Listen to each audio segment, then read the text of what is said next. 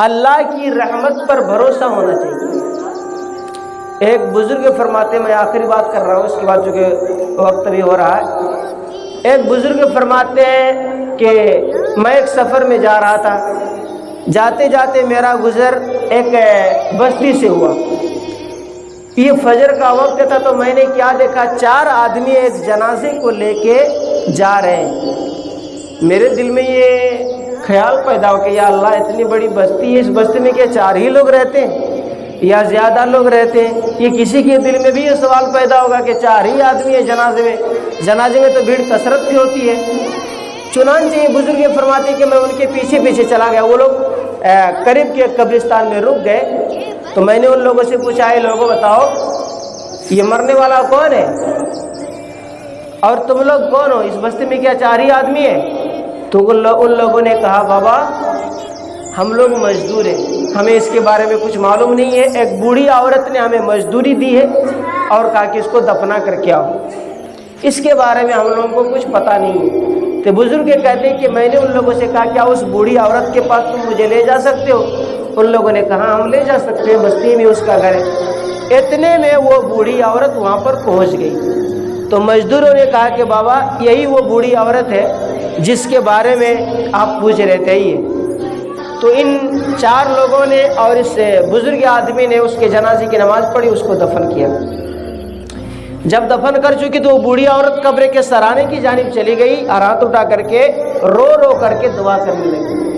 اس کی دعا جب ختم ہوئی تو وہ بوڑھی عورت وہاں سے روانہ ہو کے راستہ پکڑ لی تھی۔ بزرگ کہتے میں نے ان کا پیچھا کیا، میں دوڑ کر کے سامنے گیا اور کہا کہ مائی اگر برا نہ مانے تو میں ایک سوال کروں؟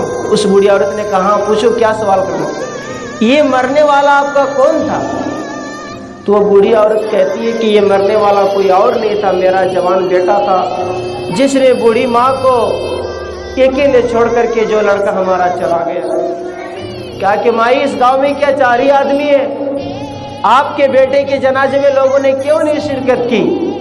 تو وہ بوڑھی عورت کہتی ہے کہ اللہ کے بندے، اس گاؤں میں بہت سارے لوگ ہیں، لیکن میرے لڑکے نے مرنے سے پہلے یہ وصیت کی تھی، چونکہ میرا لڑکا کوئی اچھا لڑکا نہیں تھا، میرا لڑکا اتنا بڑا گنہگار تھا، اتنا بڑا گنہگار تھا کہ دنیا کا کوئی ایسا گناہ ہے جو اس نے نہیں کیا تھا، ہر گناہ کو کیا تھا، ہر گناہ کو کیا تھا۔ جب وہ بیمار پڑ گیا اور بیماری اس کی ٹھیک نہیں ہونے لگی تو اس نے مجھے اپنے پاس بلایا اور کہا کہ ماں اگر میرا انتقال ہو گیا تو میری 2 باتوں پر ضرور عمل کرے گی۔ ماں کہتی ہے کہ بیٹا میرے سامنے تیرا انتقال ہو جائے گا، میں کیسے سہ سکوں گی؟ نہ بیٹا ایسی بات نہ کر، اللہ تو تجھے نیک حیات دے تو اچھا ہو جائے گا۔ وہ لڑکا کہنے لگا کہ ماں یہ تو بات صحیح ہے، لیکن جس نے جتنا دن حیات لے کر کے دنیا میں آیا ہے، جو جتنا دن حیات لے کر کے آیا اس سے زیادہ تو جیے گا نہیں۔ میری بیماری ٹھیک ہونے کا نام لے رہی ہے، میری بیماری ٹھیک نہیں ہو رہی ہے، مجھے ایسا لگ رہا ہے کہ ہم نہیں بچیں گے۔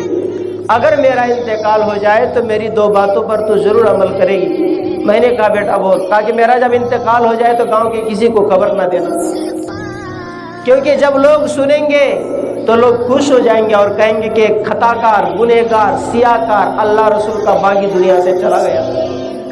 اس لیے کسی کو خبر نہ دینا، 4 مزدور کو بلانا، انہیں پیسہ دینا اور انہیں کہنا جاؤ تم اس کو دفن کر کے آ جاؤ، اور ماں میری قبر میں تم جائے گی، میرے سرانے کی طرف کھڑی ہوگی اور میرے لیے دعا کر دے گی۔ مجھے امید ہے کہ تیری دعا کو میرا پروردگار عالم کبھی بھی رد نہیں فرمائے گا۔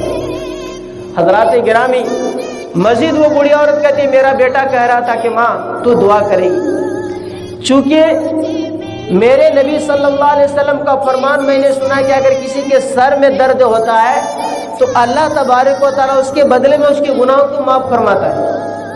آج اگر ہم میں سے کوئی پریشان ہوتا ہے، بیمار ہو جاتا ہے، کسی بھی طرح کے حادثات ہوتے ہیں، بیمار ہو جاتے ہیں، پریشانی ہوتی ہے، تو لوگ کہتے ہیں کیے کی سزا بھگت رہا ہے۔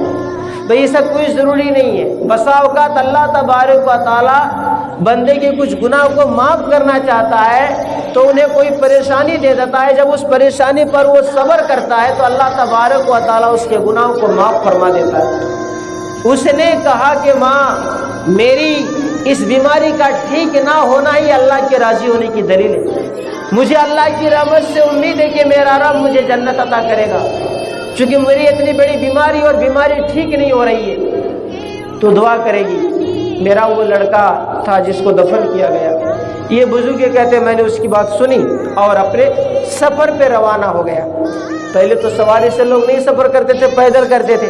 جاتے جاتے ایک جگہ رات ہو گئی تو یہ بزرگ کہتے ہیں میں سو گیا۔ یہ اللہ والے بندے کہتے ہیں کہ میں سو گیا، جب سویا تو رات کو خواب میں کیا دیکھ رہا ہے کہ جنت کے باغیچے میں ایک نوجوان ٹہل رہا ہے۔ یہ بزرگ کہتے ہوئے ایسا نوجوان تھا جس کو میں نے پہلے کبھی بھی نہیں دیکھا تھا۔ مجھے حیرت ہوئی کہ یہ نوجوان کون ہے جو جنت کی کیاریوں میں ٹہل رہا ہے، جنت کے باغیچے میں ٹہل رہا ہے۔ اتنے میں اللہ والے دروغ جنت حضرت رضوان سے پوچھتے ہیں کہ رضوان یہ نوجوان کون ہے؟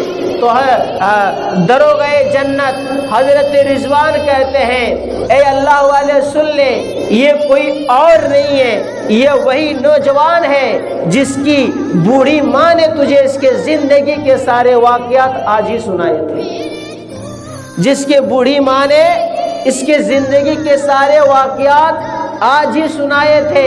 اللہ تبارک و تعالیٰ کی رحمت پر اس نے امید کیا تھا، اتنا بڑا پاپی تھا، اتنا بڑا گنہگار تھا، خطا کار تھا، سیاہ کار تھا، لیکن پروردگار عالم نے، رب کائنات نے اس کے تمام غلطیوں کو درگزر فرما دیا اور اسے جنت میں مقام عطا کر دیا۔ ایک ہی وجہ تھی کہ یہ اللہ کی رحمت سے امیدوار تھا۔